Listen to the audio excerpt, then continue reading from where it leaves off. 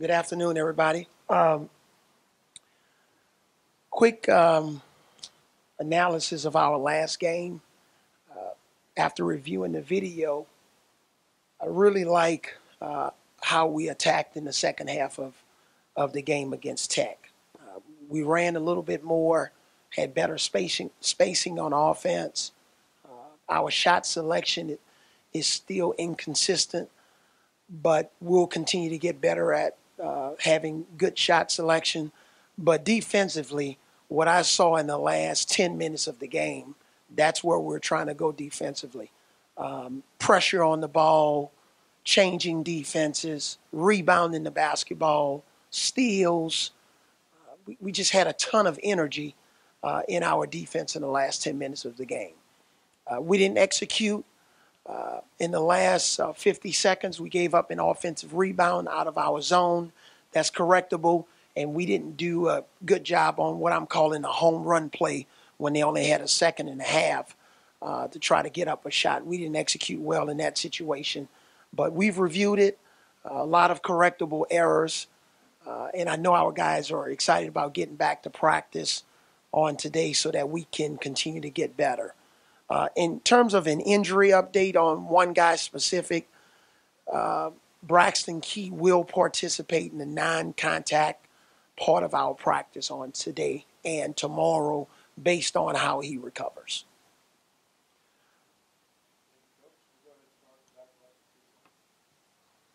Hey, Coach, I have two, one about the last game and one about the next game. It looked like when John came out of the game, he was a little bit frustrated on the bench. Have you talked to him about it? Is that just part of the growing process for a young player? What was his situation? Yeah, just growing process, and it was basically my decision on what lineups we thought could best give us a chance to win. Have you talked to him about? We talked to all of our players every day about different situations. You know, I talked to Dejon and Colin at halftime.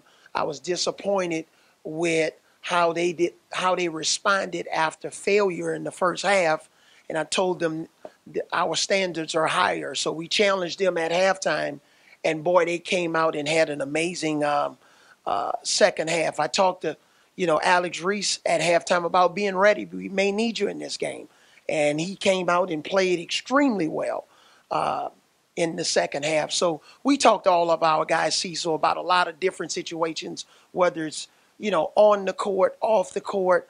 We're in constant communication with them during the game, after games, before practice, after practice. We worked with Dejon on his free throws after practice, and it seemed to have paid dividends for us. As you can tell, he's changed his routine. He's breathing a lot better, and he's got a lot of positive imagery in his mind before he shoots the free throw. And then on to Central Florida. I'm sure at some point in the NBA you played against Yao Ming, Sean Bradley, those 7'4", 7'5" guys. I coached Sean Bradley. I coached Sean. How do you handle guys like that on the offensive and defensive ends of the floor, like Tacko? Well, I think the first thing is you want to try to play your style of basketball without any hesitation. But at the same time, you're dealing with a different type of a player here when you're 7'6" and, you basically have a 10-foot. When you raise your hands, you can touch the rim flat-footed. So when you drive to the basket, you have to be aware of where he is. He's a great shot blocker, a good position player, but you can't run from him either. You got to take the ball. You got to be strong with the basketball. The guys that he's guarding, when he comes over to support defensively, they can't hide, and they have to make strong decisions when they get the basketball.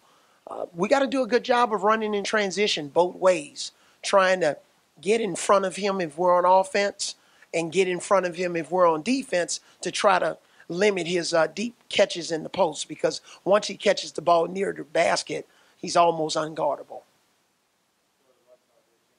But a lot of those guys like Sean Bradley and Yao Ming, hopefully the guys that they're guarding can also make some shots and try to draw them away from the basket a little bit. So those are the things that we talked about.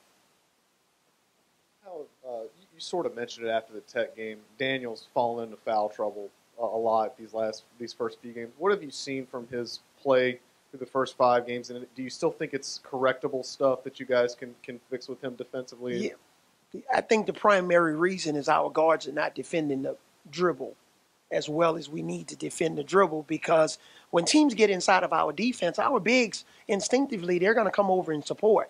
And when he's come over to support, he's been out of position a little bit, which is correctable. But our guards have to do a much better job because they can't rely on our big guys like Daniel and Dante and Galen and those guys to block every shot. I think we're second. I know it's a small sample, but after 7 games, I think we're second in the SEC in terms of shot blocking.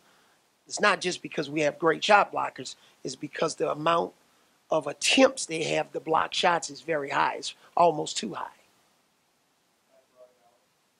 Kind of along those same lines about Daniel's, foul trouble early. You've had the same lineup to really start every game this year with 2 bigs. I know in a game like this where you have a 7'6" guy, have you all debated, or talked amongst your staff about possibly going to a more guard-heavy lineup or changing things up? Absolutely. We have had that discussion, and we've played in a lot of games here early in the season where you're not playing against a traditional back-to-the-basket 4-man.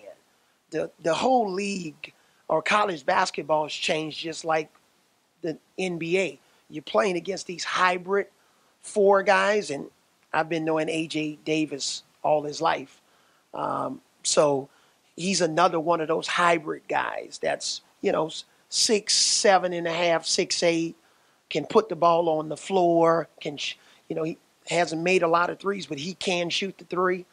So yes, we've had those discussions, and we've addressed it a lot at halftime when we've changed our lineup. But we've talked about it. How would you assess the interior play on the offensive end this year compared to last season? In terms of just finishing inside, I think Dante was one of the key reasons we won our last game. We were able to throw him the ball inside. He made some terrific moves and just being a threat. We think, Galen Smith is an awfully good low post player. And, with limited attempts, Daniel has been, pretty efficient down there overall when he can stay in the game. Alex Reese has some floaters inside. Dejon can play with his back to the basket. But specific to your question, our big guys, I think we have to do a better job of throwing them the ball when they're open. There's been a number of times when they've been open and we haven't made on-time, on-target passes, and they have to do a better job of being a threat when they are open. And sometimes it all boils down to timing. Sometimes we're in there too soon, and then we have to get out when we're ready to make the pass because our timing's off. So hopefully we can time it better, and our guards will make the appropriate pass. With Braxton potentially coming back in the near future, what have you learned from the young guys that have had to step in his absence? What have you learned from their getting to see them in extra minutes? Well, we've always talked, Tony, about versatility, and Alex talked about us starting 2 bigs. Well, we've had lineups where we've had 2 bigs in there together, whether it's Daniel and Dante or even Galen and Dante. But we've also, we're able to go small at the 4 position. Was really hurt us when Riley and Braxton were out at the same time because we were counting on Riley to play some minutes for us at 4, Hurd play some minutes for us at 4. We have a lineup where we can go really small and maybe play Reese at 5 and 4 smaller guys around him. So we have a lot of versatility this year, and we think that's one of the strengths of our team. You mentioned their big man, but what do you tell your team about the rest of their team when you're breaking down film study? The main thing is A.J. Davis can beat you. And, he's so versatile. They didn't start Griffin in the last game, but he can get hot from behind the 3. And Terrell Allen is a good-looking young point guard that can play really good out of pick and rolls. And, and this is a really good defensive team, outstanding defensive team. So what we tell them is we got to have maximum effort on multiple possessions. Sometimes we'll have maximum effort when we get a little bit concerned about losing the game instead of having that effort from the start, but also smart maximum effort. We can't afford to have 3 or 4 fouls in the first minute or two of the game like we've consistently had. We got to do a better job of playing smarter, staying out of the bonus early, but knowing that we're going to have to execute on offense against a really good defensive team, because in our last game, you saw there were times in maybe for 5, 6, or 7 consecutive possessions where we shot the ball quickly, contested shot, or we didn't even make one pass. That's not our style of play, and it won't work against Central Florida. 2 questions real quick. You mentioned A.J. Davis a couple times. You said you've known him for a while. Can you give us some background on your relationship? Son of Antonio Davis, former NBA player. So just, growing up, kids around the same age, and, going on trips and, different charity events, and you bring your kids, and, he's a young guy running around and 3 or 4 years old, and my kids are about the same age, and now, these situations make me feel old. And could there be a benefit with a guy like Riley playing that 4 in a situation when you are maybe at a size disadvantage, with 2 or 3 guys that they have out there? What can he bring as far as that goes? I mean, he's 6'7", he's not small. It's really, even though I mentioned it with Riley and Braxton, I think with our team this year, if you want to call him a 4, that's okay. But we have guys that we can play across the forward positions. So there have been times where Herb's guarded a guy like AJ, or Hervey when he was here from UT Arlington. Dejan's guarded him. Riley will guard them. We can put one of our bigger guys. Galen is an underrated defender of these type of players, those hybrid 4-men. So we just think across the board, we have some options on guys that can guard some of these versatile forwards, including Riley.